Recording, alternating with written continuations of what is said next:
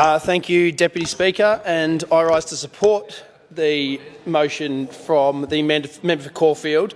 I think it's important to note that there are many members in this House who actually are from regions, as the member for Wendouree, who's no longer with us, pointed out, but they actually haven't been given the opportunity to tell Victorians, to tell their communities in this place why the government has made the decision to go and cancel these Commonwealth Games without notice, why they haven't been able to have the chance to explain to their communities why the cost has blown out by $4.4 billion. And it's very interesting to hear the interjections, because I think that when you go through some of the contributions that have been made in this place, and there's some of the record that may need to be corrected or adjusted, clarified.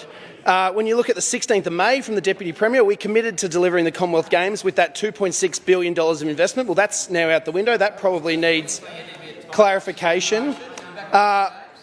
I'm sure the Minister across the table actually would love to debate this, because it probably props his ability in terms of that leadership race, lift the ladder a few rungs.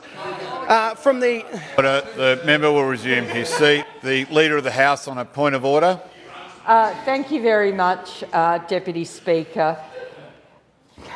The member got up, he made a point of order on the Minister at the table, when in fact he's doing entirely irrelevant. It's a narrow procedural debate. He's been entirely irrelevant to the narrow procedural debate. I ask you to Thank you, Minister. And I remind all members once again to stick to the reasons for the adjournment motion put forward by the member for Caulfield. You may have been straying a little bit at the end there. Oh, thank you, Deputy Speaker. I was just making the point that members in this House, I'm sure while the housing motion is important, but would love the opportunity to be able to speak on the Commonwealth Games motion on there's plenty of them on the notice paper, but I'll go back. Maybe the Deputy Premier would like to clarify that Bendigo will be on the international stage alongside Ballarat, Geelong, the Latrobe Valley, Shepparton, as we host the 2026 Commonwealth Games. I'm not sure how that's going to happen. She said in a press release on the 17th of March, "We are delivering the first ever regional games, creating thousands of opportunities for local workers and businesses and cementing Victoria's status as the major events capital of Australia." I mean, if you want to talk about cementing, the only thing the government has done is put concrete boots on this state's reputation and thrown it in the Yarra. That is all they've done with cement. If you go to the member for South Barwon, who was taking $1,000 a week, he might like to clarify that Victorians love this sport and this government is getting on with delivering the first ever regional Commonwealth Games.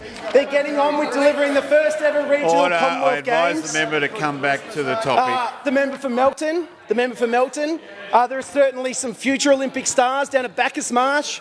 Many of the athletes setting their sights on the 2026 Commonwealth Games, a great aspiration to work towards.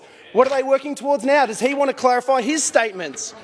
The Minister across the table, the Commonwealth Games, which is going to be a massive boom for regional Victoria, and we still haven't heard if the Minister is going to promise those and deliver on those electric buses that he was going to deliver to the regions for the Commonwealth Games. The member for Geelong, who I note is in the chamber, Geelong loves its sport. There is no doubt of that, and excitement is building around the 2026 Commonwealth Games. Is there still excitement in Geelong around the Commonwealth Games? Order. The member to resume his seat. The member for South Barwon is warned. The member for Frankston on a point of order. Deputy Speaker, we're all quite competent enough to read Hansard by ourselves. We don't need the member to do that. The point of order is on relevance. It's a very tight procedural debate, and the member should be drawn back to that. Thank you. On the reasons for the adjournment, please, member for Nepean, to continue. On the reason for the adjournment, I'm sure the members would love to have the chance to come out and, as I noted, to have the chance to speak about their previous contributions and clarify some of those, or inform the member for Eureka. The Commonwealth Games will be the first of its kind. It won't be the first of its kind. Actually, it will be the first of its kind. The first of its kind to be cancelled. That's the first of its kind, not in its delivery, in its cancellation. And of course, the member for Wendouree, who's no longer here. hosting the Commonwealth Games in regional Victoria will be an exciting opportunity to showcase our state. There is absolutely no opportunity, and you are a disgrace. The member's time has expired.